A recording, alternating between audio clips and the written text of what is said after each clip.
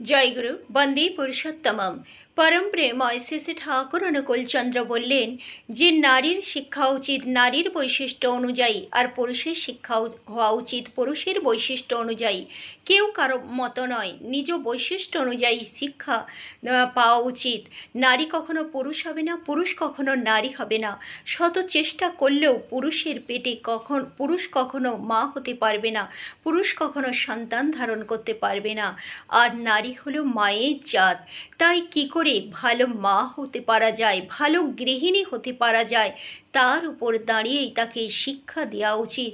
আর তার সেই বিষয়ের উপরেই সে যাতে বিদুষী হয়ে ওঠে, সেই শিক্ষাই তাকে দেওয়া উচিত। তাহলেই কিন্তু সংসারে সমাজে মঙ্গল হবেই হবে।